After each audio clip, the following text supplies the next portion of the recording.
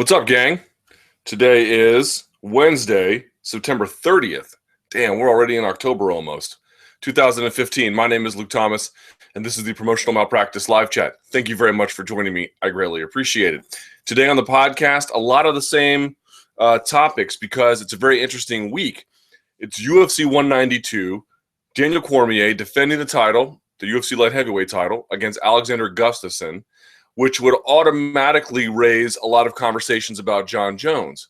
Then on top of it, yesterday, Jon Jones happens to strike a plea bargain with a local prosecutor in Albuquerque, New Mexico, and is free to return to the octagon. So it's a lot of just it was things you had expected to discuss with now an extra emphasis and now news boost and relevancy that maybe wasn't there before. So we'll get to all of that. Any questions you have or comments you may have about anything else in the sport of mixed martial arts, or I don't know, maybe anything else altogether, you can get your comments in on MMAfighting.com. That's where this post is embedded. That's where you can get everything in. Please give this a thumbs up. Share this whenever you see this, on Twitter, on Facebook, anywhere you can. Just let folks know about it. It's your participation, both with the questions and comments as well as the sharing, that makes this something kind of special. As you can see, a la Madrid, they're playing today, and you know what time it is, man. Come on. You know what time it is. All right, but with that out of the way, so I wanted to try something new today. We'll see how this goes. So here we go. You got to keep it all in the MMA family, right? So this is Monster Energy Ultra Sunrise. 0 calories, 0 sugar. It's got like decorations on the can. Monster logo on the tip here. Let's see how this goes, shall we?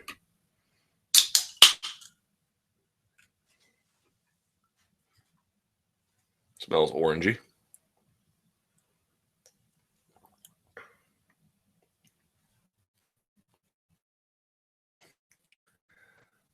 Boy, that is enough to make your eyes water. Wow. Oof. Tastes like a mixed drink. All right, well, if I get hammered off this accidentally, blame Monster. Let's get to these questions, shall we? All right. First up on the docket today. I'm in a good mood today, y'all. I don't know why. Maybe because I got a good night's sleep. For once, I'm doing a live chat. I got a good night of sleep last night, huh? See how much better my mood is? All right, first question. Out of left field, but we'll take it. Was the entire Fedor negotiation process complete BS? So from what I can gather, Emelianenko was probably approached sometime in early 2015 to fight for Sakakibara's group for a reported $2.5 million. Then in July, Fedor announced he was coming out of retirement, made a big deal that he was negotiating, even though all the time Coker and Sakakibara knew he was just going to show up at the Dynamite show and announce the deal there. Is this pretty much how the entire thing really went down? There was no legitimate UFC negotiations. Coker even said he never tried for Fedor, which makes sense in retrospect, since Fedor obviously had this worked out a long time ago with Sakakibara, because you don't just plan an MMA promotion at the last minute. Sakakibara had to have had Fedor locked in a long time ago, and they used MMA media to hype it using the Fedor to UFC angle. My understanding, and I think the best reporting on this to date publicly has been from Dave Meltzer over at the Wrestling Observer newsletter, that there was a sincere UFC effort to get him, and they made a substantial financial offer. Excuse me. But in the end, sorry,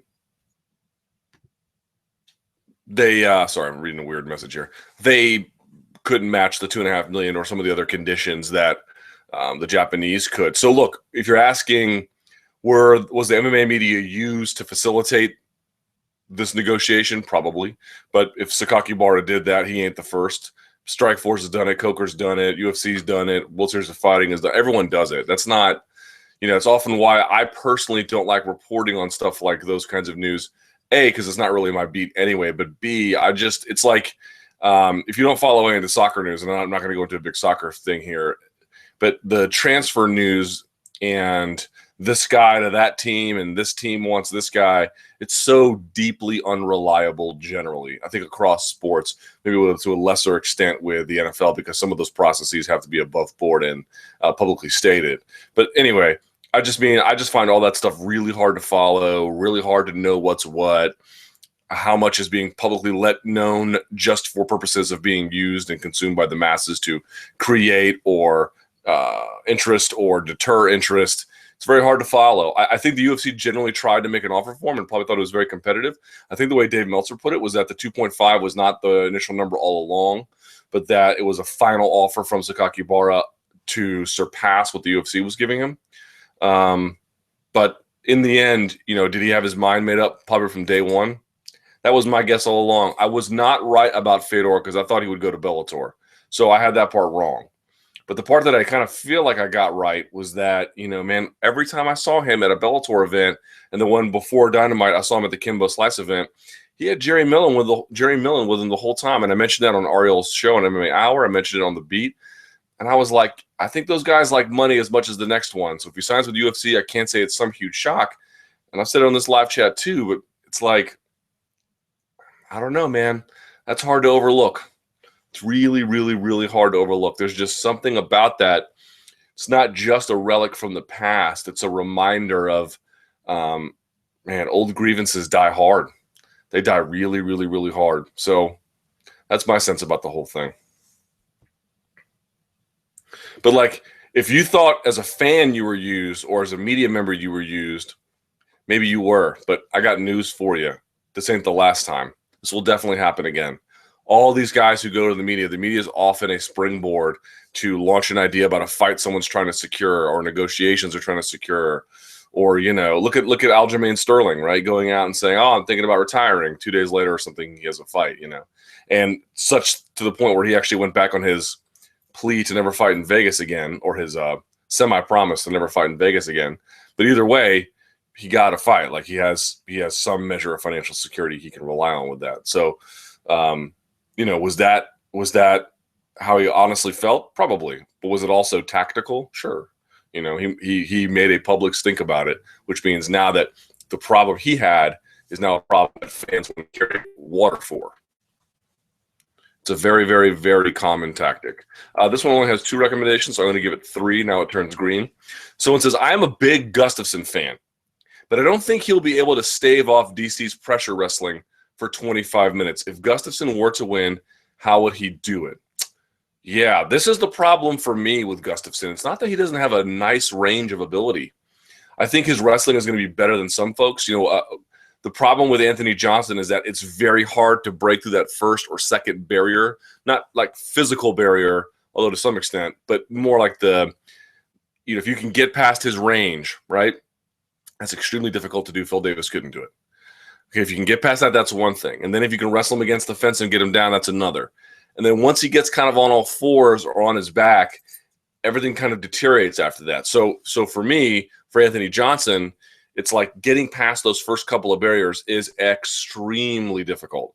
But once you do it, the rest kind of takes care of itself. And so maybe someone like Phil Davis wasn't capable, but Daniel Cormier is. For me and Gustafsson, the way I look at it is, you don't want to wrestle with him, right? Why would you ever want to do that? And I think he'll be better at scrambling if he gets taken down than some realize. Cormier is good on the ground, but he is much more of a guy who likes, like Khabib Nurmagomedov. Yes, he can pass guard, but he doesn't have that real heavy top pressure. He lets guys get to turtle and then he bangs on them from there. But that can be, exhausting for someone like Gustafsson who's going to be really looking to scramble. So for me, I'm not exactly sure how it's going to go, but I guess I'm just saying I have a hard time believing he's going to work behind that jab for 25 minutes. I think he's going to try and work behind the jab. But Cormier is an expert at finding ways inside. He's good at putting pressure on you to get you back up with his footwork. He has good angling and cuts the cage off. He's good at parrying and firing his own shots and then digging an underhook. And really, he doesn't need to quickly find both underhooks. He just really needs one. Once he gets one underhook on you, you're in trouble, bro. You're in real trouble. If he can dig like Cain Velasquez, they get it from each other. If he can dig a left underhook on you and you're against the fence, you are in a world of trouble now. that's kind of how it goes. So for me, it's like I don't know that I think that Gustafsson's going to get blown out, and I don't rule out the possibility of Gustafsson winning.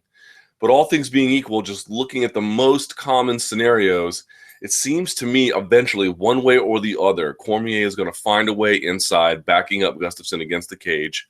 It may take a while, but he'll eventually do it. And then once he gets the underhook, he can bang on you from there. He can pick you up. He can drop you. He just has a lot of different possibilities. For Gustafsson, it's working behind the jab. It's keeping your back off the fence. It's just stick and move, stick and move. And that's a good game plan. I just don't know if that's enough of a game plan. And when you say, well, if it's not enough, what else can he add? Given his abilities, I'm not really sure, you know. With Barao moving up to 145, how do you think he'll do there? Also, who do you give him first? I was thinking Swanson. Swanson might be a bit much. You know, former champion, yes, but he's had some bad beatings at the hands of Dillashaw, and he's had some tough outings in some other fights. I would like to see him fight someone at the very edge of the top 10. I don't have the rankings in front of me. I don't know who they keep up there these days. I'd never check the rankings anymore except for this, just for like reference's sake. They've got, even like number 10 is Nick Lentz. That's a tough fight, man. That's a tough fight. Maybe I'd even go top 15. Maybe Kawajiri, maybe Stevens. So I don't know, you know, like he had really good punching power at 135. I think he's going to lose some of that at 145. He'll get back some stamina, obviously. He'll probably get back some speed. So we'll see. We'll see. I think he'll beat guys who have static abilities, guys like Clay Guida, who really only have like a first and second gear, not that third, fourth, and fifth. But I wonder against like the Jeremy Stevenses of the world, who also has good takedown defense, I wonder how that power is going to match up. That to me is going to be problematic. So we'll see how much his jiu-jitsu comes to life at that weight class as well. But at 145, man, you get some big dudes. At 155, they're just monsters from another planet, you know? All right. All right, UFC 192. Good question here. What fights are you looking forward to the most this weekend? So you are not going to hear me say this very often. So everyone has been like, you know, me included, I'm guilty as charged, has been like really excited about UFC 149, and you should be. But the other day I was just looking up I was like, you know, I got to work this weekend. Let's see who's on the thing. Let's see how I'm spending my Saturday night, right? Because I watch these fights alone. It used to be that I would invite people all the time to come watch, and then it was just like, I can't keep inviting people. You know, there's just no point. All right, so look, here's what's crazy about what I was like looking through the fight card. UFC 192's fight card is excellent, very good, top to bottom, 3 parts to it: pay-per-view, Fox Sports 1, and then Fight Pass. They all have redeeming features. So let's start from the bottom up. First of all, Adriano Martins taking on Islam Makhachev. Okay, yes, please.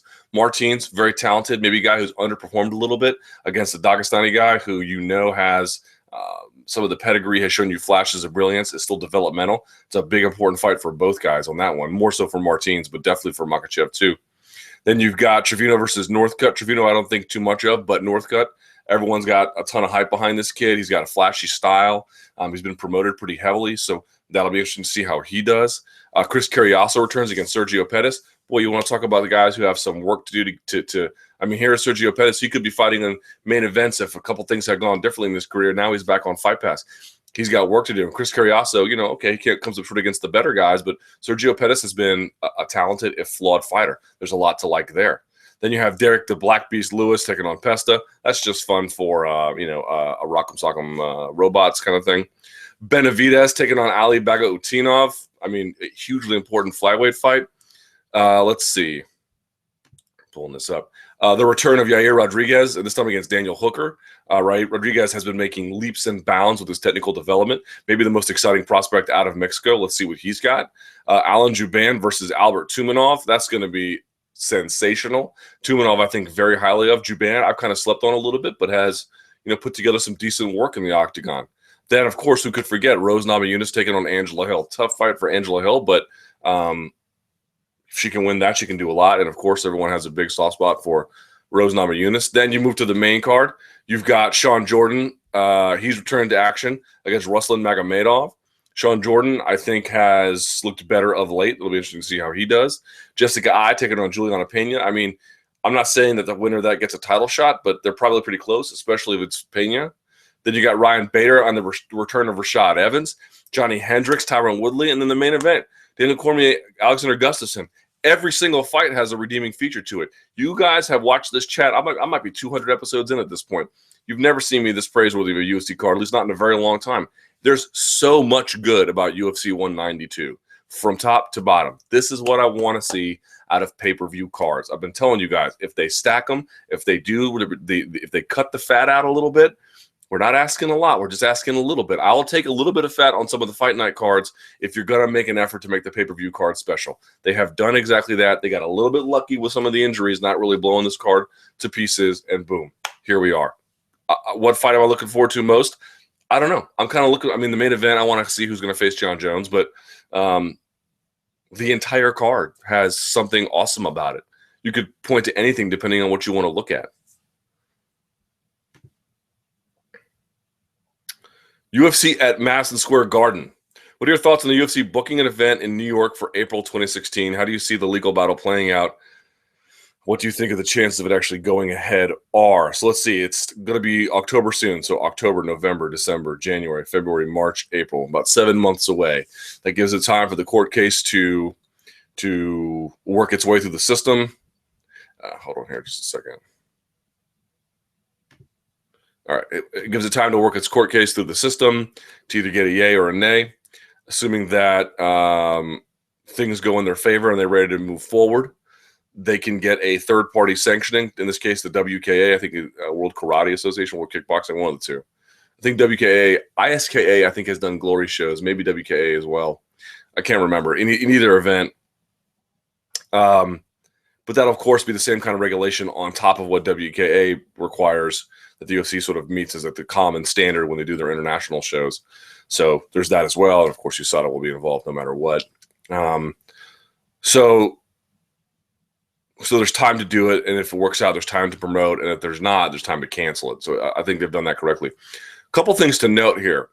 The UFC has intermittently, year over year, I think dating back to 2012, maybe even 2011, but I knew about it in 2012, and certainly 13. I knew that they were booking individual dates there at MSG. Now, not MSG was holding dates for them. So in the event that something would happen in the New York legislature or with the court case, they could say, aha, we've got this date. We can flip it, turn it, and make it something special. And then, of course, there were a variety of factors that never let them do that. This is the first time that they've held a date and then made it public. I think that's a little bit interesting. And they've added a separate front on their push into New York. So they're trying to get the law changed in the legislature. They're suing because they're claiming it is an abridgment of free speech and that the ban on MMA is unconstitutional because of the written laws being vague, a vagueness claim. So there's three fronts there that they're fighting it on. The last one is the one that they're using to push into MSG more readily. I think it's bold. I think it's really bold. I don't know that how much MMA New York matters to you or anyone else. It's more a symbolic victory at this point than anything else. It'd be the first time I don't know if ever, but maybe in a while, that they've used third-party sanctioning instead of athletic commission, because they had unsanctioned shows before, but I'm not sure they ever used third-party before commissions or in conjunction with commissions, even though maybe I guess you could say Indian casinos count, whatever the case. Yeah, it's bold, man. It's really bold. It will, if it works, it will garner them goodwill. It will obviously now create a pathway to have future shows. Some people have said, well, it'll backfire and the state will find some way to take it away. I actually think it'll do just the opposite. Let's say it all works, that the ban is ruled unconstitutional, that they go into MSG in April. Let's say they have Jon Jones on the card against Cormier or something. And Barbas is here. And let's say maybe Chris Weidman's on the card or whatever. You can just imagine like a banger of a card, okay? And they really, they're gonna blow it out. They're not just gonna say, well, this is another big pay-per-view. They're gonna go into New York. They're gonna have a huge fight week. They're going to have as many events around the city as possible. They're going to beg, plead, encourage, and do everything possible for people to show up and spend money on restaurants, and spend money on hotels, and meet and greets with fighters and everything else. They might even do an expo, man, because what they want to be able to show is that when we came to New York, we blew the doors off of this place. How much money did we bring to the city? How much money did we bring to Madison Square Garden? How much money did we bring to the union workers who work concession sales or janitorial services at this facility?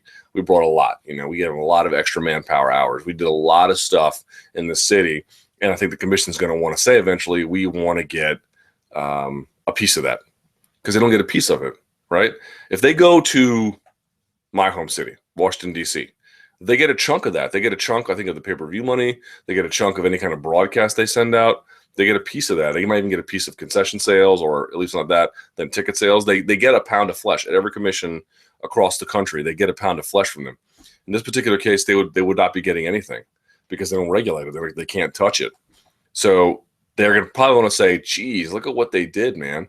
This is crazy. And I bet what they're going to do is, if it's successful, and I'm sure it'll be hugely successful, they're going to go right back to back. They're going to go to Rochester. They're going to go to Buffalo. They're going to go to whatever. And they're going to say, look at what we're doing. And what I think it's going to wind up having is having the commission itself lobby on behalf of their UFC, saying, we need to be in charge of this, and we're passing up money that could greatly benefit us to do our jobs better. So I think in the end, it'll actually be very convincing. But what I would expect is, if they go to New York, not just a big card. Yes, a big card. A big local effort. They're going to want to make sure as many people come and spend as many dollars as possible. Closed circuit television parties, the works, right? They're going to do everything they can to make that a huge money-making event at every point of sale for a UFC event.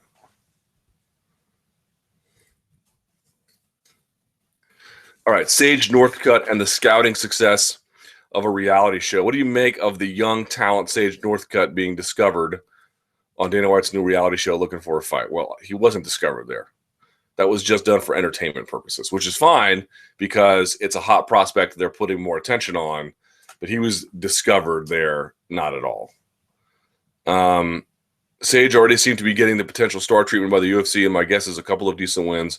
We'll see a Paige Van Zandt type Reebok sponsorship deal for the young fighter. That sounds about right to me. He has the look and the pedigree with an interesting backstory as well. So then, how important is a victory at 192? Not hugely consequential, but certainly a step in the right direction. Not only for Sage himself, but for other fighters scouted this way by the UFC. I don't think that would be a referendum on the UFC. I think the product being entertaining, the product being able to garner eyeballs, and then if a few of the guys convert, great. I mean, remember the Tap Out show, right? Remember the Tap Out show that was on Versus back in the day? And the guys would drive around in the van and they would discover guys. Lots of good guys came off of that. I mean, if you find a hot prospect early, a lot of them convert in MMA. John Dodson was on that show. I want to say Donald Cerrone was on that show, but I could be wrong about that. But there were guys like Matt Majors who was on the show, and he wound up being homeless, and he's trying to get his life back on track, and I hope he does. But I just sort of, he didn't really work out as a top prospect. But a lot of guys did. So Sage might, super athletic, super young, but he wasn't discovered on the show. He was already discovered, and the show was used as a vehicle to promote him. That's what that was. Let's see. What are the pros and cons of this reality show scouting process? It's not a scouting process. The scouting process is done ahead of time, and then it's television. I mean, I know it's on Fight Pass, but it's television. I've done a little bit enough of television to know it's not real, which is fine. It doesn't have to be real, but it's not real.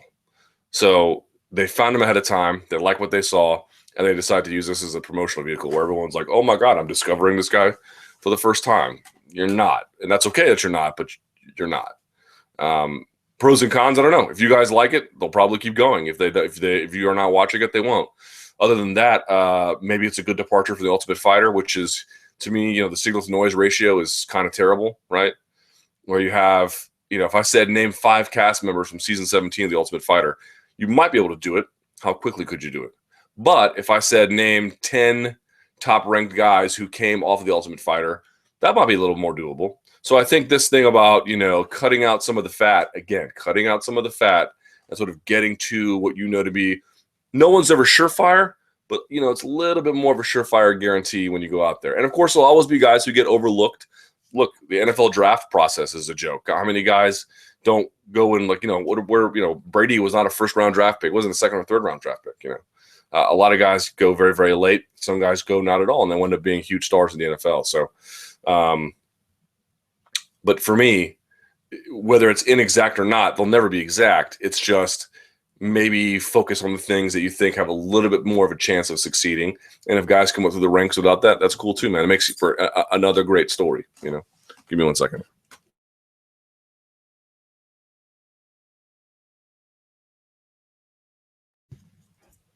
All right. But, if they do a bunch of this and this guy just gets blown out, that'll suck.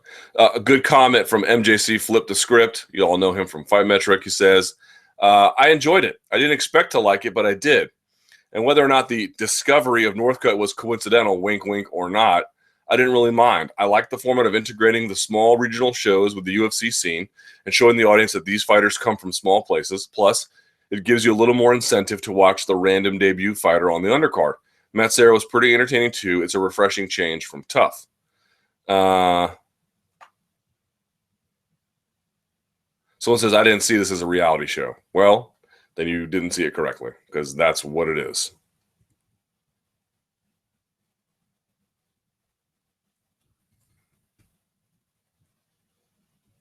All right, let's see here. Jon Jones. All right, let's get to this, shall we? Let's have some more of this gasoline. You guys been following that Volkswagen scandal? They apparently had installed software in many of their vehicles starting from 2007, 2010 to trick emissions tests. The software would allow the vehicles to pass even though they'd be spitting out far more harmful chemicals than the test would show. The software was essentially cheating the system. And it's a big problem here in the States. They're being sued. And it's a big problem, especially in Europe. It's even being linked to deaths from pollution. Imagine that stuff, the extra stuff that is banned by the EPA, being bottled and then put into a liquid. That's how this tastes. All right. Jon Jones, what are your thoughts on the outcome of the Jones hearing? How long do you predict it'll be before we see him back in the octagon? Boy, is that a good question. I don't know. I really, really don't know. I think it'll be sooner rather than later. I think if they can get their way, they'll probably try and hold him for that April show at MSG, right? Because that's 7 months from now. That'll be almost a year he was out, roughly, Absence makes the heart grow fonder / forgiving. So there's a bit of that going on. If the MSG thing doesn't work out, they still might try to hold him for an April timeframe anyway, just so he can have his calendar about when he's preparing to fight and everything else. What do I think about the outcome of the hearing? I think it is the most important moment in this guy's career right now. Right now. You guys know I'm a legendary defender of him to some extent, up until his last incident where he hit a pregnant woman and then ran from the scene of the crime, which he essentially admits to. Right? These are terrible things. So I wrote a column about it, or not really a column. I just sort of wrote some analysis of it. It's up on the site today. I guess I'm of two minds of the situation. On the one hand, I'm glad he's avoiding jail time, right? And I'm of two minds of it. So let me get this out. I'm glad he's avoiding jail time, because if it's not necessary, the incarceration would just be horrible for his personal life. He's a father, he has kids.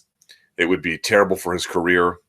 And if he can prove that he can get on the straight and narrow, living a life, at least for the next 18 months of sobriety, living a life dedicated to training, living a life giving back to community, about helping with youth development and at risk or other troubled youth, right? If he can do all these things he's been mandated to do, and this is the moment from which he can really say, okay, I get it. I have to make changes in my life. I don't want to be a what could have been in terms of the upper bound of his potential, or I don't want to lose any more than I already have. 2 apparel sponsorships, right? And who knows, God knows what else has fallen by the wayside. This is the moment. This is the moment. In 18 months, I feel like we will know. Or it won't be the moment, right? It'll be the moment he says, you know what, I couldn't for one reason or another, I couldn't meet the demands of this probation. But more than that, like, how would he break it? Would he break it because of the sobriety restrictions? Would he break it because he just doesn't do enough of the, he only does 40 as opposed to the 72, mandated appearances for, counseling and mentoring at-risk youth? I don't know, but to me, the claim would be if he didn't do the thing he was supposed to do to avoid jail time and having to have this felony on his record, to me, it would just be that he basically can't manage his personal life effectively anyway. Right? He's not so reckless that he is, some, aggrieved menace to society at all times, maybe. But if you can't meet these very simple demands, do these things in terms of, public works, stay sober, and stay out of trouble generally. This seems to me a very easy thing to do, provided that you have the mechanisms and support structure in place. And from a monetary standpoint, he can surround himself with that. But internally, does he want to comply? Comply generally. Does he want to comply? Does he say internally, I have to comply? Because it feels like he's never made that choice. Feels like he's complied when he's had to. Feels like he's complied sometimes. But, when you hear these stories about some of his personal behavior and his personal life, which is none of our business, but, you question about how much is it pushing him in the right direction in terms of his potential. And, and then you hear stories about he's barely training for fights and still blowing these guys out, but, just not being what he could be. You get a sense of this guy is only complying enough to make it to the next stage. And that eventually runs out. You just begin to get less and less comfortable with even that small measure of compliance. This, to me, is a question of, can Jon Jones comply? Can he do what he is told? I don't know. I certainly hope so. For your benefit, for his benefit most of all, for the benefit of the sport, for the benefit of his legacy, for the benefit of his family, for the benefit of his own personal health, I hope. I truly, truly hope. But when you finally say, I am secondary to these larger compliances that I have to make, then you can proceed in a healthy direction. And then you can begin to regain a measure of control over your life. But right now, he has to cede control. And it turns out that when he's in the driver's seat up until this point, both literally and figuratively, he doesn't make a lot of the best decisions. And so they have removed some of that ability, which I think is a good thing. I don't know if it's going to work. And that leads me to my second point. It was like, I'm not saying I wanted jail time for him, and jail time is still hanging over his head. It's not like the threat has completely gone away. But look, in the end, someone is only going to do something if they want to do it. You can put someone who is obese with all the good food and you want in a refrigerator, trapped in a house with the best state-of-the-art equipment. If they don't want to lose weight, they won't. And I went to boot camp, right? And some people, they would just constantly, this was Marine Corps boot camp, almost 20 years ago. And, if they want to do harmful things to you, they can, but you just find people who just didn't want to comply. The system there only works if you give in to what the drill instructors tell you, if you give in to their role, if you give in to their power. And even when their power was capricious and unfair and cruel, that was how the system worked, right? You have to want that. And so I do think that external incentives can, help the decision-making process, right? The threat of jail time versus no threat of jail time is going to get a certain change in outcomes from a certain change in behavior. So I acknowledge that there's that. So the other part of me was like, maybe there should have been a little bit of jail time. I don't know. I guess what I'm wondering is, if he doesn't want it, it's not going to make a difference. But I also kind of wonder is, did they make the cost-benefit analysis clear enough to him? Did they really lean on him enough? Everyone will tap eventually, right? Or most people will anyway. Did they really crank it enough to make him want to say uncle? I don't know. We're going to find out.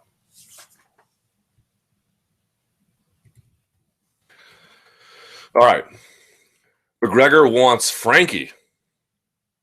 Okay. Dana White stated that Conor McGregor wants Edgar next. Obviously, it's a matter of both winning their next fights. But am I the only one who thinks Edgar is a nightmare matchup for Conor? I think we've talked about this before on the show. I don't know if I call him a nightmare matchup, but I would say Edgar, of all the guys Edgar matches up against at featherweight, Edgar's probably the least advantageous matchup, which isn't to say he wouldn't win. Just for all the McGregor supporters out there, it just means that would probably be his toughest fight one way or the other.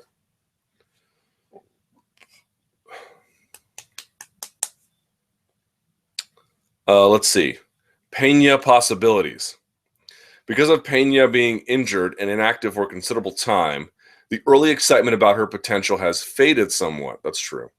Yet Juliana returned to destroy Milana Dudieva in April and got her career back on good footing.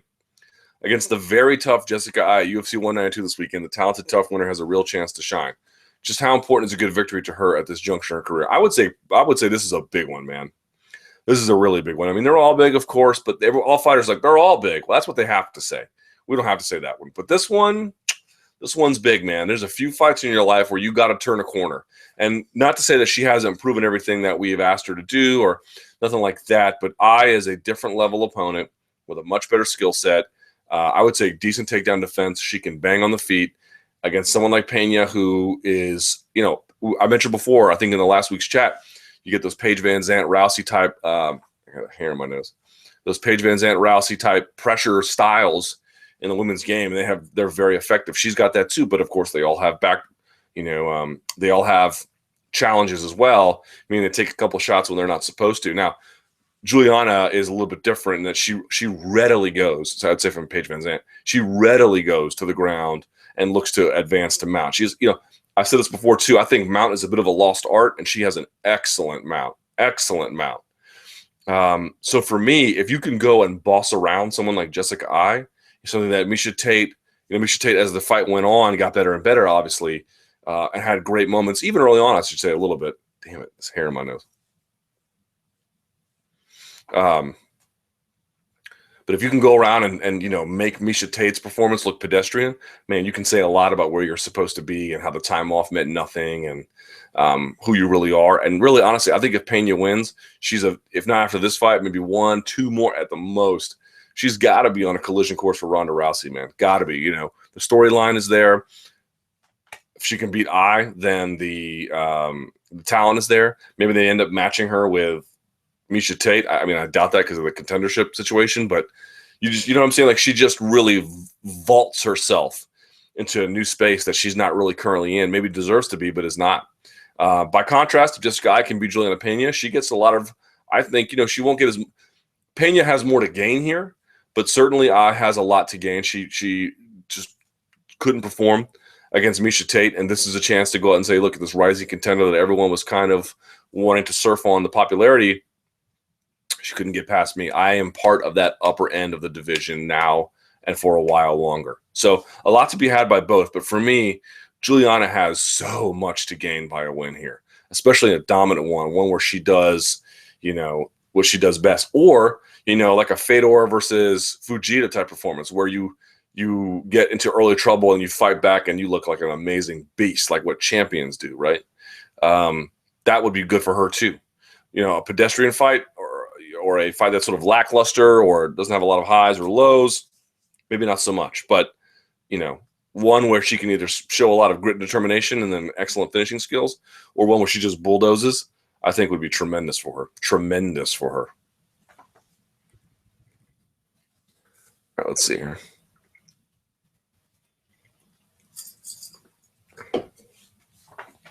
Ooh. Whew. Evans versus Bader. Well, that one's making me sweat, man. That one is making me sweat. All right. Evans versus Bader. How do you see the Evans versus Bader fight going?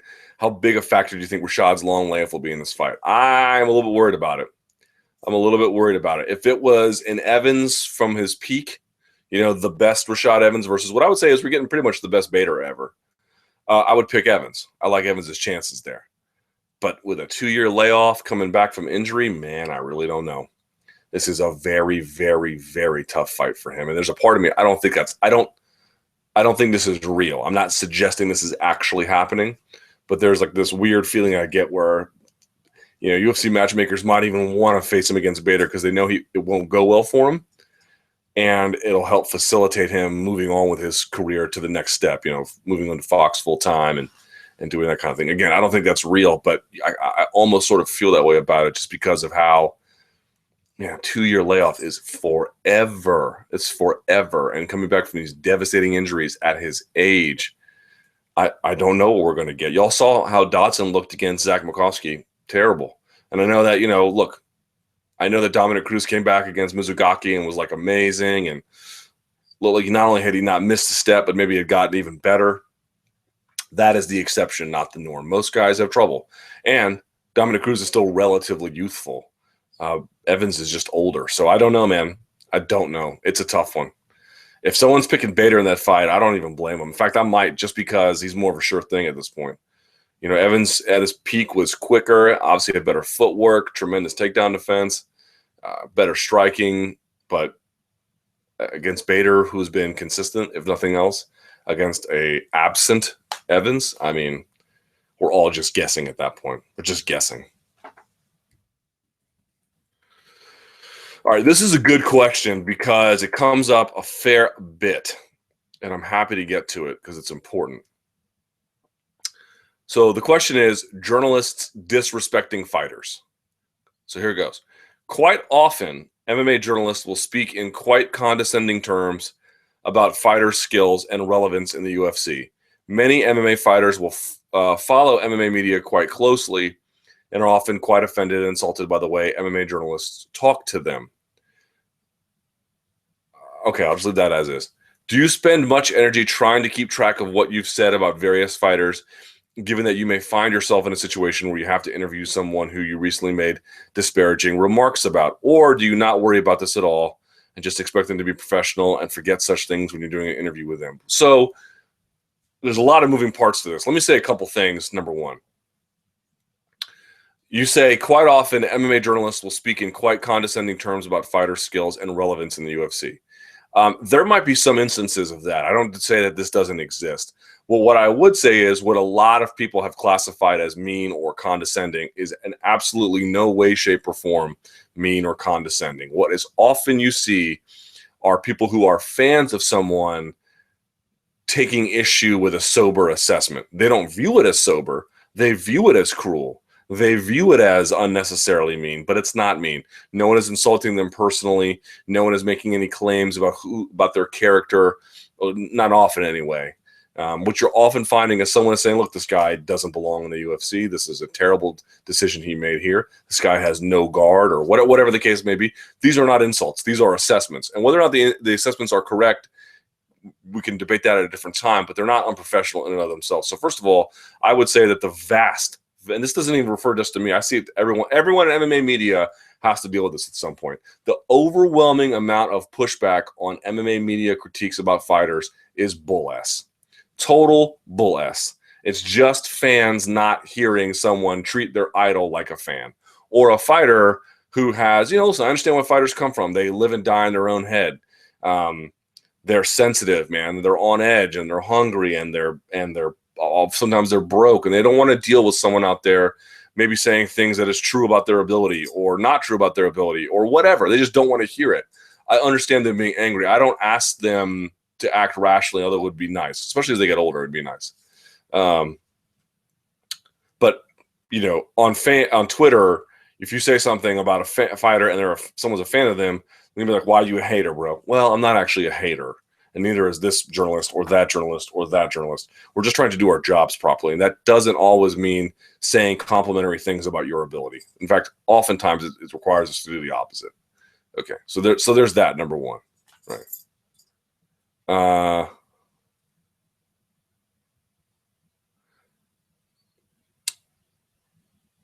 Okay.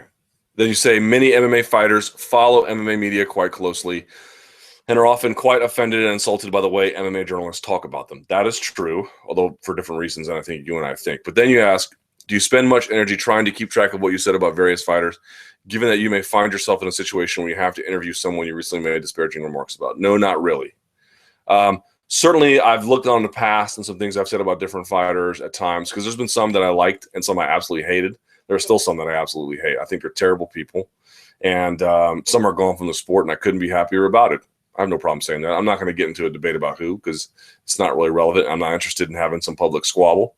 But yeah, I think some of these guys are pricks, straight up. They can't all be heroes, right? In any population, in any kind of group, some are going to be great and some are going to be awful. A lot are just going to be in the middle. And that's basically how fighters work too. Some of your favorite guys out there are great, and some of your favorite guys out there and ladies, whoever, are terrible. They're just terrible people. So just keep that in mind. And it's true with journalists too. Some journalists are going to be great people and some are going to be terrible scumbags. It's the same in any population, right? Okay. So if we can agree to that much. But generally speaking, I'm at a point now where I just don't care. I'm going to do my job the best I can. I'm going to be as fair as I can.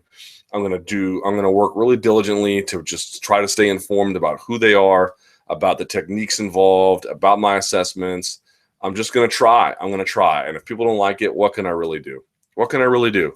I've got a huge body of work at this point from however many years in the sport. Some of it's great. Some of it's terrible. A lot of it's right in the middle, like anything else. But I can't go around worrying about people policing what I have to say. You just can't. It's a terrible way to go through life. Geez, I don't want to offend someone. Okay, there's definitely a case to be made about trying to be a kind person, an understanding person, but that stops right at when you're losing your professionalism, because unprofessional doesn't just mean I'm going so far that I'm being mean. It can work the other way too. And actually, I'd say this is a bigger problem than MMA. You get these lesser guys on these smaller websites, and they might say cruel and uneven things. But at the upper end of the websites, what I think you're often seeing is guys who are a little bit more accommodating, maybe less so than they used to be. I think MMA media has gotten a lot better. But there was a time when the problem was everyone was too friendly. And that's not the case now necessarily, I guess. But professionalism works both ways. It means not being cruel, and it means not being too buddy-buddy. It means actually sort of trying to stay relatively in the middle. Easier said than done. Oftentimes it doesn't happen, including myself. I'm sure I've made plenty of mistakes in that regard, but just trying to understand the situation here. So the problem for me, well, not for me anymore. I'm just going to do what I do. I'm going to try and be as fair as possible and as factual as possible and as informed as possible. And if I'm wrong, I hope someone corrects me. And if I'm mean, I hope someone says something. But generally speaking, I cannot live my life worrying about the minute dissection of things from people who have a vested interest in someone else, either financially or emotionally, because their feedback is irrelevant to me. I can't live that way. I cannot do my job that way. And you don't want me to do my job that way, frankly. You want people that are going to get up here and at least be relatively honest with you. You don't want people who are going to get up here and say, this guy sucks, or when a guy sucks, this guy's amazing. You don't want that. You don't want that. You want something in the middle. And as long as people are trying to give you that, they're never going to be mistake-free, but that's it. But the vast majority, and I've seen it over and over and over and over and over again, the vast majority of what people call unfair criticism from the MMA media is 100% completely, totally above board justified. Fact now, fact later, fact forever. All right.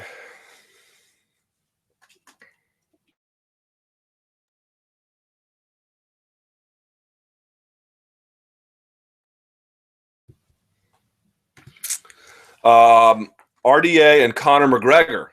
Drama.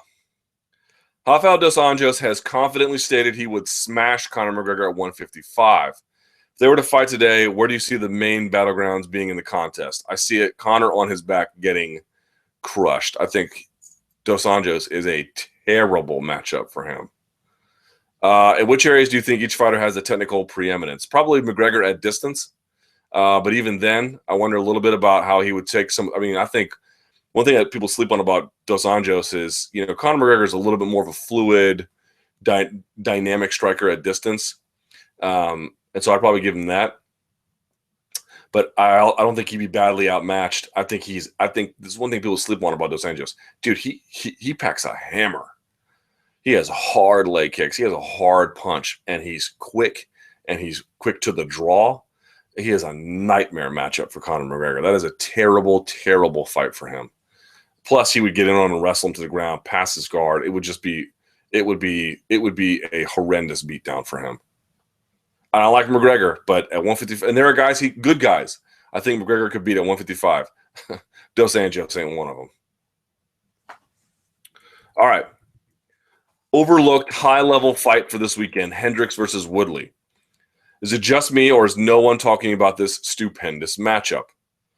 I mean, I wouldn't say no one's talking about it, but it's not like the talk of the town. Two explosive NCAA Division I All-Americans, Hendricks a two-time champ with monstrous power fighting for the next welterweight title shot. Woodley may be one of my top 5 favorite fighters, but goddamn on paper, this fight is going to be awe-inspiring to watch for me.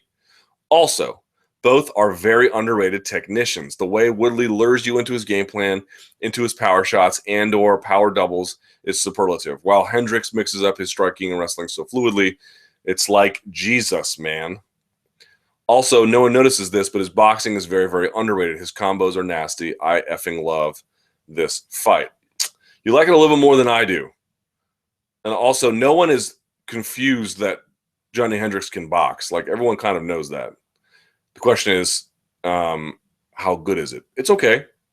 It's not amazing. It's okay. It's good. You know, for me, I'm a little bit worried about this one because Woodley, I think, is going to be tentative and careful. So, by the way, in the last question about RDA versus McGregor, someone writes, I think many Conor fans hated Luke's answer, LOL. Don't care. Can't go around worrying about what fans of one guy thinks. If they say things I like, that's cool. If they say things I don't like, that's equally cool too. Can't worry about it. All right. But as for Woodley and Hendricks, I'm a little bit worried about this one because I think the fight is important and it needs to happen and has a lot to like about it. Here's one way it could go badly. Not badly exactly, but not awesomely. Woodley might be tentative, will back up and look to counter the wrestling of Hendricks as Hendricks plods forward. Hendricks will throw a little bit. Woodley will exchange, but he'll ultimately have his back against the fence or close to it. And the fight will be a bit stalemated there, or Hendricks might get a couple takedowns and Woodley might pop up. But it just might happen in close quarters where there's not a lot landing and striking. There's a lot of battles for positional control, and there's not a lot of highs and lows in the fight. I'm a little bit worried it's going to go that way. I have a hard time seeing how Woodley's going to make Hendricks back up. That's just not what he does. Hendricks likes to move forward. Woodley likes to move back. That seems like a natural pairing. The wrestling might cancel each other out for the most part, or maybe just enough to give one guy an advantage.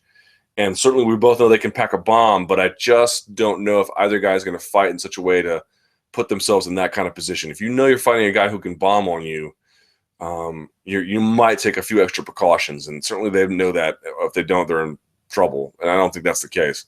So I think this one might be a little bit, could be wrong, could be totally wrong. Maybe they go out there and just slug it out in the center of the cage, Makdessi Cerrone style, but this one might be a little bit more careful, and it might be some good wrestling involved. So in that sense, I shouldn't be too disparaging of it. And I don't think it'll be a bad fight. Let me just be clear about that. I think it'll be a good fight, but I don't think it's going to be some crazy bang fest. Just because guys can do it doesn't mean they like to or that they will. All right, let's see here. Ooh. Wow. Okay. Welcome to the Ryan Hall era. Do you think Ryan Hall will have a big impact on grappling and MMA, such as the use of footlocks, 50-50 guard, or other relatively rare submissions, positions of styles of grappling?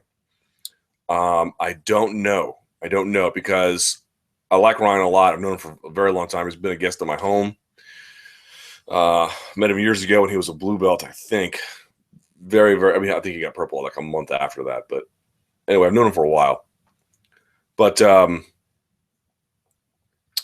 don't know. He's using it so far on people of the level of the Ultimate Fighter.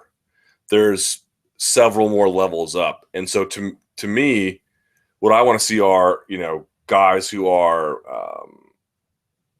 guys who have better wrestling, guys who have their own better jiu-jitsu, guys who have good sub-defense and great striking. So I think Ryan would be the first to tell you he's still in the developmental process himself. The thing about him and everyone talking about him on these like foot locks and leg locks and stuff, like this is 2% of Ryan's game. That's what's kind of funny to me about all of this, Like if you ask me to describe Ryan as a grappler, knowing the totality of his game, I would say footlocks is like 10%, truly 10%. I actually view him much more, at least for MMA context, I view him much more as a Demian Maia type, or even a Jacare type. I think Jacare is a better athlete, of course, but I mean the style of jiu-jitsu. Takedown to pass to mount. Takedown to pass to back take. Right? That's kind of who he is. Now, he's able to get around these Ultimate Fighter guys with his leg locks because he's so damn good. And he has such an advantage there.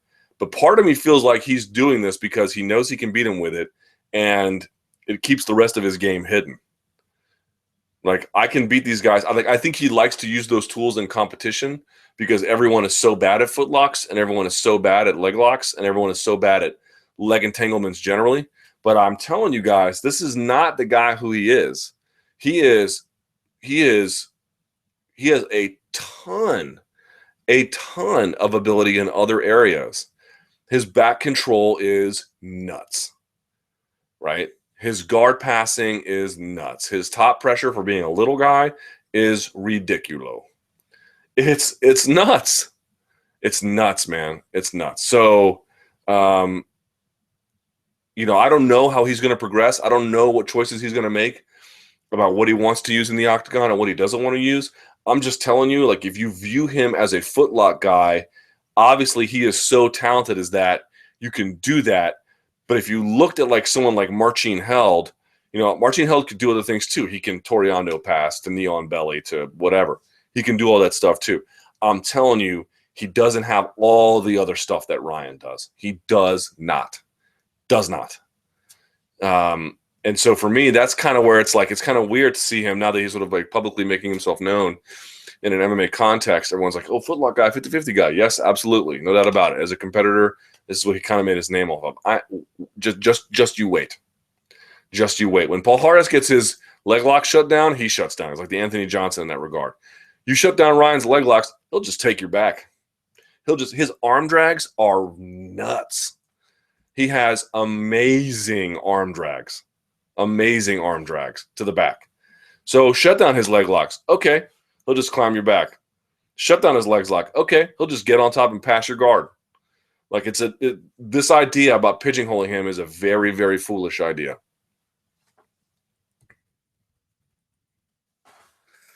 Okay, what are your thoughts on Josh Saman's? I can never pronounce his name properly. Saman's recent interview, recent interview with Jeff Nowitzki. Do you think having the UFC stand firmly behind Nick Diaz on the issue would help his chances in an appeals process? After reading the interview, I couldn't help but feel more disappointed in the UFC for not releasing a statement after the Diaz hearing showed similar support. Okay, a lot of moving parts to that one too. Here's what I think. Number one, first of all, Josh Saman, whatever he pronounced his name, is such a beast. Hey, buddy. Come here. Are you yelling? Come here. All right. His heart is beating 1,000 miles a minute. Hala Madrid, right, buddy? Okay. Here, go. Okay. First of all, Saman is a beast. Such a talented guy. First of all, looks like he's carved out of stone. Tremendous fighter. Smart guy, obviously. Great rider. And just has natural skills for this space.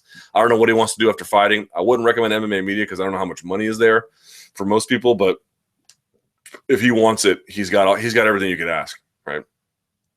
So there's that. Number one. Number two. There was lots of nuggets in that interview. If you haven't read it yet, you need to. Not least of which is he gets the UFC to comment on, at least Nowitzki vis-a-vis the UFC, to comment on Josh Gross's report in Deadspin about the Vitor Belfort UFC 152 testosterone test. Now, Nowitzki doesn't say much. In fact, he somewhat dismisses it and says, it's kind of a different era. We've moved on. But he's the first person to get any kind of comment from them. So that should be noted. And also Nowitzki says, don't trust the media. Well, if you don't want us to be trusted, say something, right? Tell us why we're wrong. Right, okay. So you don't get to make those claims without making counterfactual claims. Like when USADA said the Thomas Hauser story at SB Nation was wrong, they put out like a 40-point document clarifying what they thought were factual errors. You don't get to just say, hey, there's factual errors without actually pointing out what the factual errors are. So there's that. But whatever. Neither here nor there. As for Nick Diaz, a couple things have happened. People say, well, the UFC hasn't been very supportive of Nick. And maybe in a public way that they haven't. And maybe you don't like that. And I wouldn't argue too much with you about that. However, what Nowitzki says in this interview is, number one, he comes out and basically says, scientifically, from a medical standpoint, what the commission alleged has no basis. No basis. Scientifically or medically, zero basis. Number one, that's a problem, he notes. Number two is a problem, he notes. They focused in on Quest Labs, which is not a horrible laboratory, except that procedurally they put his name on there, which is a total no-no. The test does not, align with the results from the more accurate testing done by the WADA lab. So there's a procedural problem in addition to there being a scientific problem. That's another fact. Okay, so we have two problems now.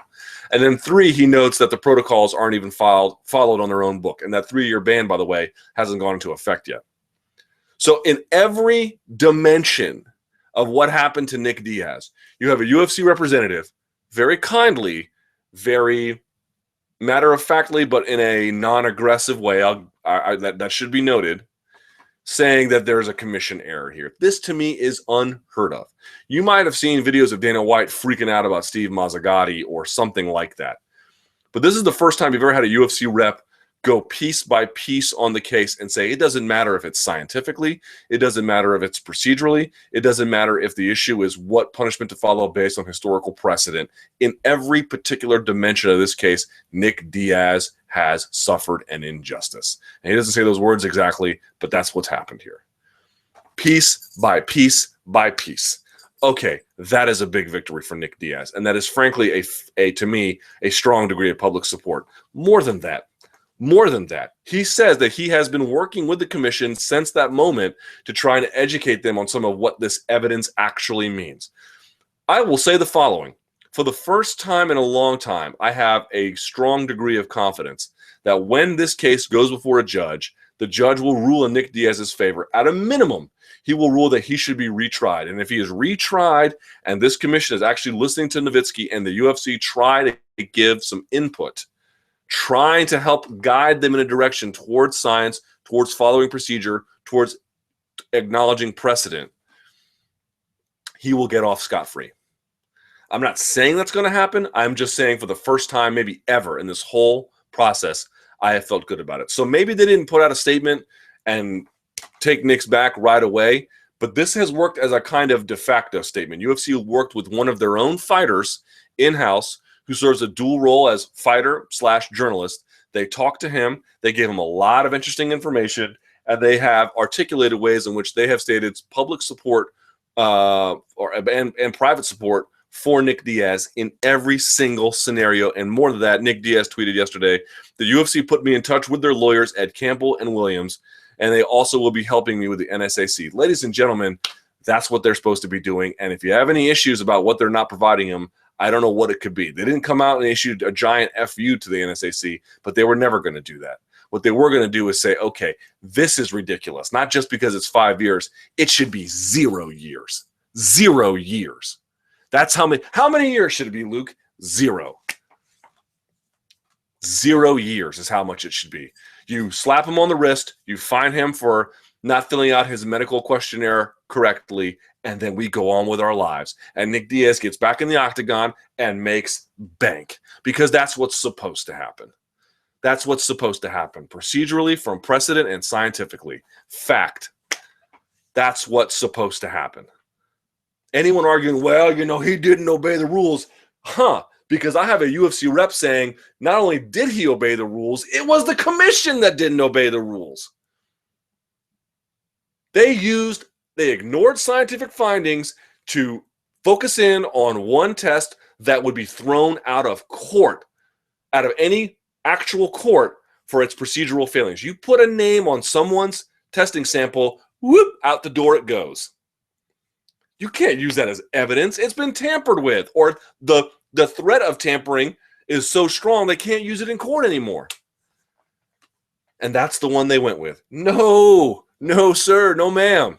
That is not how this works.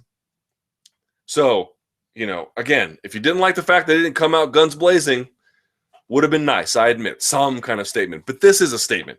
And they went to Josh Saman, which is why he is, frankly, an ally in the media, because he's able to get them to open up to maybe me they wouldn't open up to, or maybe someone else they wouldn't open up to. They opened up to Josh, and they gave him, for the Vitor Belfort issue notwithstanding, they gave him some great info, and they're showing great support for Nick Diaz, and they're going far and above and beyond the call of duty for what they need to, because the guy was wronged.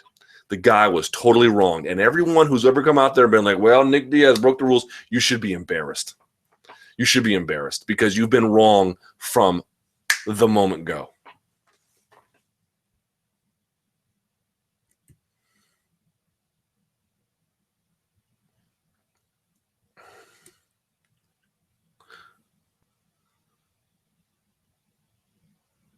And then my favorite truther is back in the comments. This guy is unbelievable.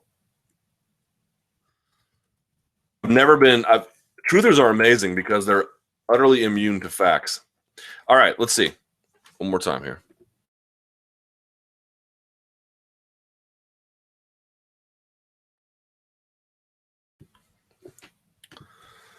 Is it safe to assume that tough Latin America 2 finale won't do very well? It's in Mexico and on the same day and around the same time slot as Cotto versus Canelo. If you could only watch one, which would you watch? So I am told that the ticket sales in Monterrey are they're not doing very well. I'm told that they're actually doing quite poorly. I don't have any numbers, but someone in the journalism world in Mexico told me that they're just not doing particularly well. There are some issues. Everyone was like, hyping up this big Televisa deal. For the most part, as I understand it, and I need to reread the email that was sent to me about it. Most UFC content that airs on Televisa airs a week later on tape delay. Does not air live. Virtually all of it, if not 100%. All but maybe 2 or 3 events yearly. You have to get UFC Network, and the problem is that it costs as much as a regular cable subscription. So it's not clear what kind of reach it has. The numbers I'm told are decent, but not great. So unless you are like a star or it's the UFC brand coming in any kind of spectacular way, like a big Mexico City show or something, it's not clear what kind of brand support there is in Mexico right now. I mean, everyone calling Mexico the next Brazil. I keep telling y'all, I don't think so. I don't think it'll do poorly in the end. I think the UFC machine is so strong. They have a way of making a success out of just about any event. Not all of them, but a lot of them. So we'll see how it does in the end. But, Cain Velasquez is the big star there. Like, I think there's a question later on about how one guy can get an immediate rematch and one guy can't. Cain Velasquez is critical for that market. Critical, They really need him to be able to whip it into shape and move it forward in the direction they want to take it. And I'm not saying he can't when he's not champion, but boy, it makes it a lot easier. So, and you say, by the way, the Latin American 2 finale is Brown, Gastelum, Diego Lamas, and Cejudo Formiga. So it's a decent card, but I'm told that it's just not doing all that great at the box office. And if you're asking me which one I'm going to watch, sorry, folks, I'm going to watch a top-tier Puerto Rican rivalry in boxing 10 times out of 10 over a very good UFC Fight Night card. Cotto Canelo is huge. It's a huge fight. Those Puerto Rican Mexican rivalries are legendary in the sport, and I like Canelo's chances, but that's a big fight, man. A big fight.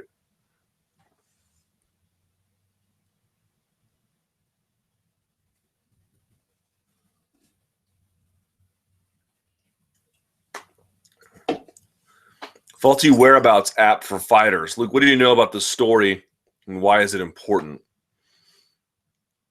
Not much. I'd rather sort of table that one. Someone says, anything you can tell us about this discussed TBA opponent for Fedor? No. No, I will not say anything more about it until it becomes fact, or I can get a second source to verify it. The one source I had. How trustworthy is USADA and who pays their bills? And do you think the new medical facility in the UFC builds in Nevada will benefit UFC stars to enhance their fighting against unwanted fighters who are bad for PR and other criteriums the UFC puts into place? What? Let's go this piece by piece. Do you think the new medical okay. How trustworthy is USADA and who pays their bills? Here's what I would ask you to do. Go back and look at the Eric Morales situation from USADA a few years ago. Look at the article by Thomas Hauser and then read USADA's reply and then decide for yourself how trustworthy they are. Do you think the new medical facility the UFC builds in Nevada will benefit UFC stars? I don't even know what the second question is asking. Okay, what are your thoughts on the UFC and particularly Dana White avoiding the idea of, here we go, of Jose Aldo getting an instant rematch with a loss to McGregor? They're giving Velasquez an instant rematch after what Verdum did to him, and he only defended his belt twice. And Dana even said before that any long-standing champion should get an instant rematch because they can all have off nights and deserve a second chance. And they have done so a number of times. But with Aldo, for some reason, there's a different standard. Dana's answer to fan questions on the matter was, we haven't seen the fight yet. Well, partly I understand yet.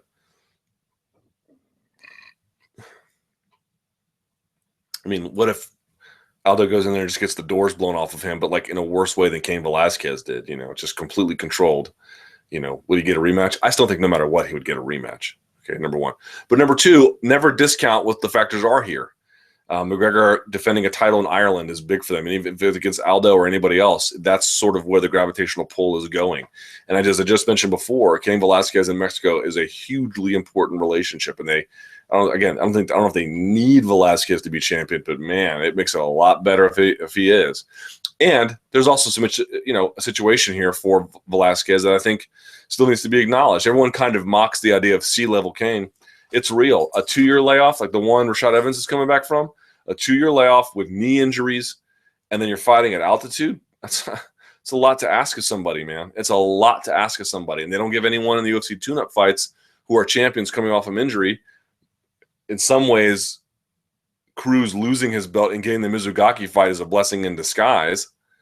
And so you just have these weird, aberrant performances. Do I think that's the best Cain Velasquez? No. Do I think he'll beat, Fabricio Verdum the second time? I don't know. But here's what I do know. I bet you it's going to be a lot more competitive. Bet you it's going to be a lot more competitive the second time. So I don't think that's all that unreasonable, but I just think that, Aldo's been champion so long. Dana's saying, let's see the fight. Okay, because he doesn't want to commit to anything. I understand that, but I would be shocked if he didn't get a rematch. I suspect that if he loses, there's one coming. There's too much bad blood between them, and that means money, Let's go to the Twitter machine. Let's see what the questions are. Who should Horiguchi fight next? Dodson, Cejudo Formiga winner, Benavidez versus Bagotinov winner? Yes, the Benavidez Bagotinov winner. I like that one the most. Let's see. Someone says, did one of the managers write that Johnny versus Woodley question? LOL. I don't think so, but thoughts on EFN being on Fight Pass and could it be bigger than ONE FC? I think it's good for Fight Pass, and I don't think it'll be bigger than ONE FC. It won't even be close.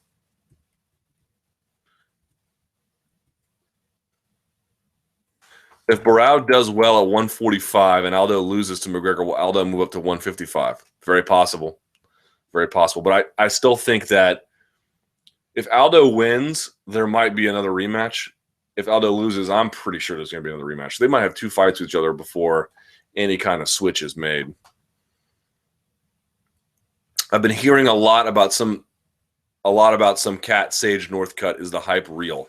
The hype is real as it relates to his striking. In terms of his overall MMA ability, there's still a lot of questions that remain unanswered. But we'll see. Always the dark horse in the title race. Has Mousasi's chance for a title shot definitely passed? What's next for him? Well, that was a devastating loss for him. An absolute devastating loss. I don't want to be so quick to say that he'll never get a title shot again. It'll never happen.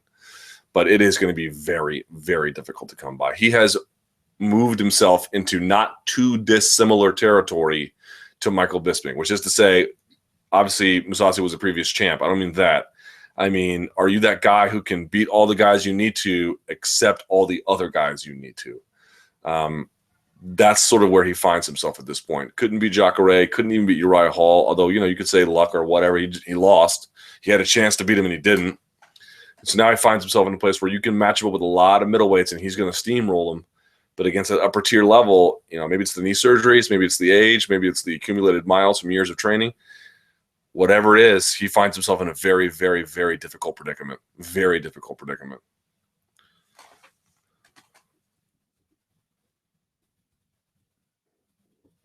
What's your stance on the legitimacy of Cormier's belt? Paper champ or no? I like the idea of treating Cormier as the undisputed champion. Should he fight Jon Jones again, assuming he gets past Gustafsson, I would pick Jones to win probably. But I don't look at him as some sort of fraud. I don't really feel like that's very fitting. I know what people are saying. Well, he only has the title because Jones is not there. Okay, fine. I don't deny it, but there's just a big part of me that feels like when a guy is stripped of a title and they leave and the division moves on without them and one guy asserts himself, we owe him the courtesy of treating him as the guy in charge until things change. And he's the guy in charge. Now, maybe Gustafsson changes that, and maybe you get your Gustafsson-Jones rematch. I don't know. But for me, I understand all the arguments. Well, it's only this because of that. Yeah, okay, fine. All true. I would never try and talk you out of it. But at the same time, I am personally uncomfortable with not treating him with the reverence that the waist around the belt around his waist deserves. I'm not surprised, but I'm disappointed with the Jon Jones case. I hope they don't announce Jones versus DC Gus right after UFC 192. Here's what I suspect. They won't do that. I would be shocked if they did that. What I do think will happen is that if Cormier wins, or really even if Gustafsson wins, the winner's going to get out there and say, Jon Jones, you're next. Where are you at? Stop hiding. I know you're ready, blah, blah, blah. Some sort of like, ooh, kind of yo mama thing. And that the wheels on that train will begin to move. If and, where it eventually stops, I don't know. April, before then, New York City, I don't know. But that's sort of what I expect. But I don't think Jones will be in attendance. I don't think Jones will be, brought out to the cage or something like that. I think it'll be a very quiet moment for him wherever he is, but it will get the train on the tracks moving. Luke, what impact do you think Random Marcos moving to TriStar will have on her career? Can only be good, but these sorts of things are impossible to determine. Again, I mentioned before, like if I moved, just me, Luke the Donk, if I moved to AKA, how good of a fighter would I be? Well, I'd probably be the best fighter I could be, but how good is that? Probably not very good. Right. The only thing that offends me that Luke says is about people who use A1 steak sauce. I love it. Well, you have the palate of a toddler because there is no such thing as a good steak that needs steak sauce. A1 steak sauce. A1 steak sauce is only for people who burn their steaks and have to put flavor back in because they burned it out, or they're toddlers who just put it on on their ground beef or something. Like there's literally like if you cook a steak properly, oil, salt, vinegar, and you cook it properly. What am I saying? Salt, vinegar, oil, salt, and pepper. Sorry, oil, salt, and pepper. If you put anything else on it, that's you're doing it wrong. You are doing it wrong. Okay, there's different kinds of marinades, but A1 is just, trash. You might as well just take the trash out of your home, pick it up and dump it in your mouth, then put A1 on top. All right. Someone said 2 days ago, it's drink a beer day, unless, of course, it's an IPA. Well, IPAs I would not put on the same level as A1. A1 is like malt liquor, but malt liquor gets you drunk. A1 just tastes bad. All right. Has there been any internal employees who have jumped ship to Bellator from UFC now that Coker there? Yes, one of the guys in the video department, forget his name.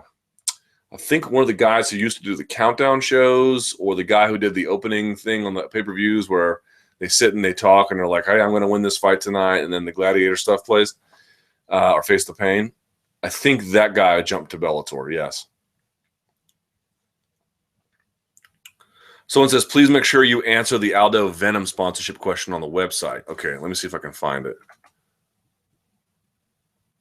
Will we see Jon Jones backed by UFC 200? I think so.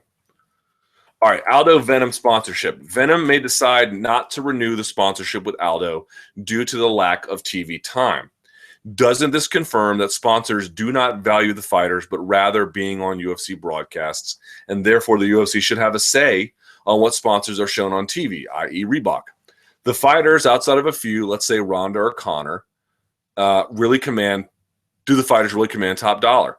I'm sure the tough Brazil finalist on UFC 190 could have made top dollar having sponsors, but that is just capitalizing on Ronda and the UFC. In addition, under the pre-Reebok deal, fighters selling sponsorships to appear in UFC broadcasts are probably undercutting UFC efforts, as sponsors who do not want to pay the UFC's rate can get their logo on air through the fighters instead. They're asking for a lower rate. Well, they have to pay a sponsor tax, but okay. Wouldn't this reduce income to the organization, including the pool of paid fighters? So this is an excellent question, because this is what I've been talking about all along. All of the arguments about, well, we want a cleaner look, and, you know, this is another step forward for the sport because we take away the NASCARization. These are not real arguments. The real argument is that the UFC looked around and they said, there's a lot of money to be made here, and we can make a credible claim, and I think they're right. We can make a credible claim that what people are paying for is airtime on our broadcasts vis-a-vis the fighters.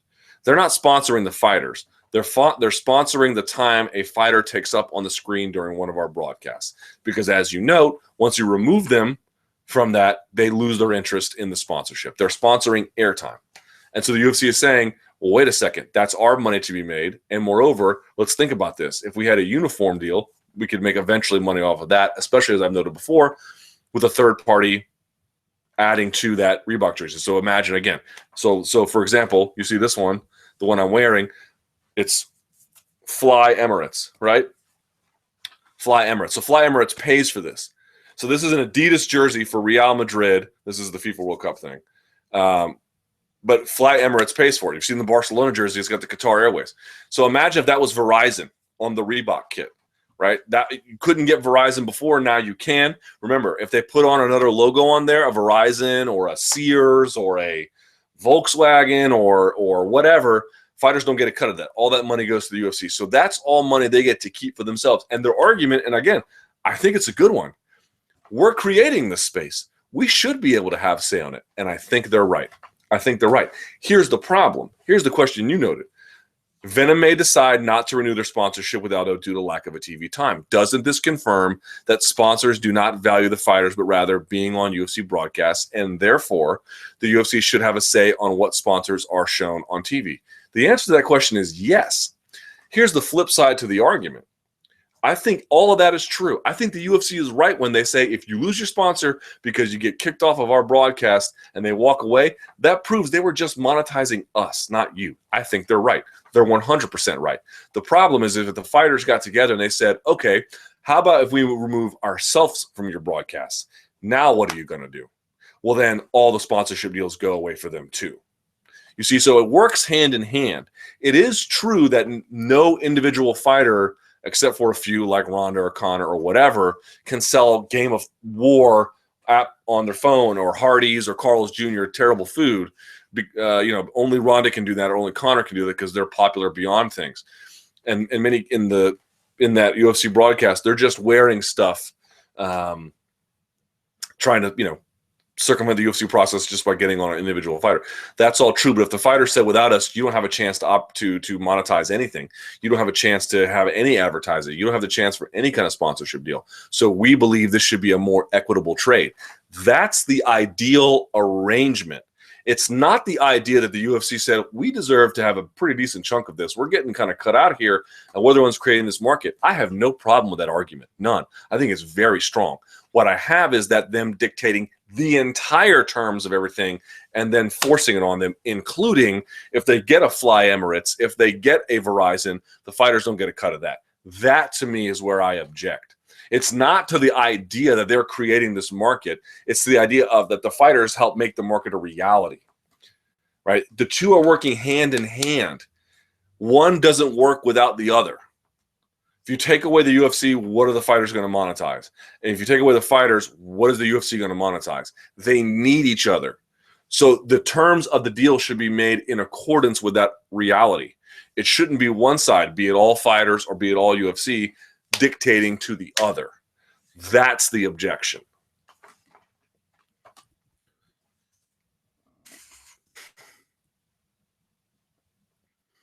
We answered this one last week. What would stop other commissions from giving Nick a license to fight in their state? Let's see. Oh, I don't fucking have any more of that, man. That's like drinking a Four Loko with no alcohol. Like, what is the point?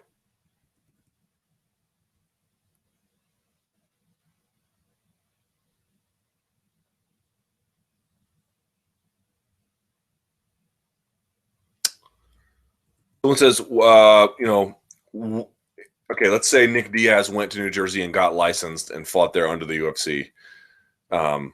Someone says, wouldn't the other consequence possibly be that NSAC could punish the UFC as a promoter for promoting Nick Diaz? Or is it simply an empty threat because the UFC is simply too big to punish? Thoughts? Yeah, I'm not sure how that would work because they have a license in Nevada as well. And then they just sort of ignored not that license because they have a license as a promoter in New Jersey as well. But it's a good question. I really don't know. Clearly, what we know is that it's too much of a threat for the UFC to risk it. I don't know. I don't know that they would. I don't know what grounds on which they would punish them if they ignored their ban and went ahead and competed in another state. That's not illegal necessarily, but it's a good question, and the answer is I simply don't know.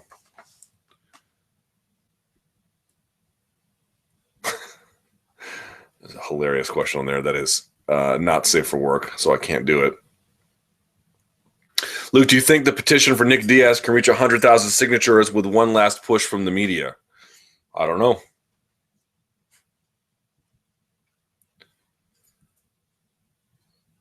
Stipe Miocic. Luke, what do you make of Dana White saying Miocic needs to become more popular to get a title shot? I will say that it is entirely regrettable and entirely believable that he said that. And the reality of the world in which we live. A title fight is a big fight. A title fight goes on pay-per-views or rarely on Fox. You can look at the way they structure their shows. For them to do that, they have to have a strong promotional incentive for the most part. At least that's the way they've decided to run their business. And if you look at that reality, you can bemoan it, and I don't think it's awesome, but it's the way it is. There's got to be some push behind you.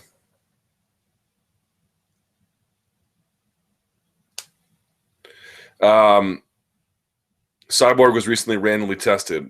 Was it USADA or the Athletic Commission? It was the Athletic Commission.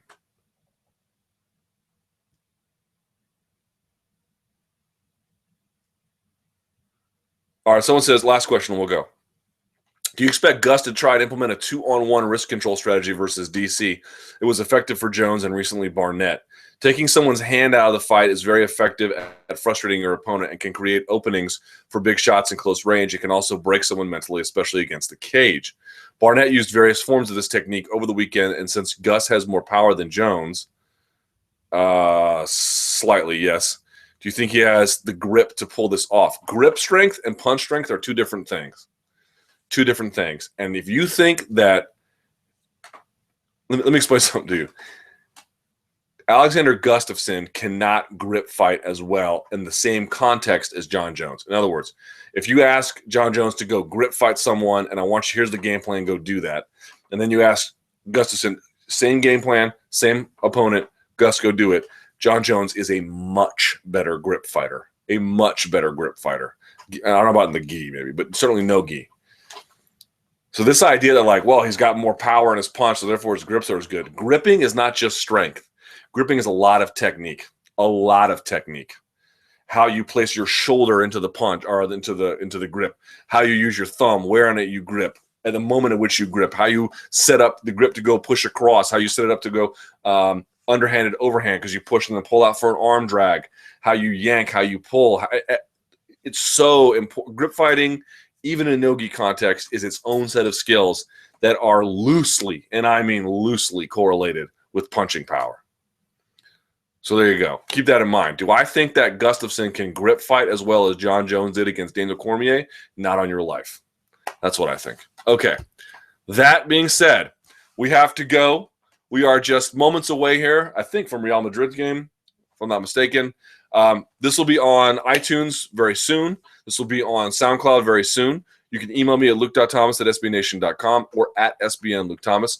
Don't forget to read my column, 5 Lessons from the Jon Jones Probation and Punishment. And, yeah, thanks for your support. I appreciate you watching. Until next time, Hala Madrid, and enjoy the fights. And stay frosty.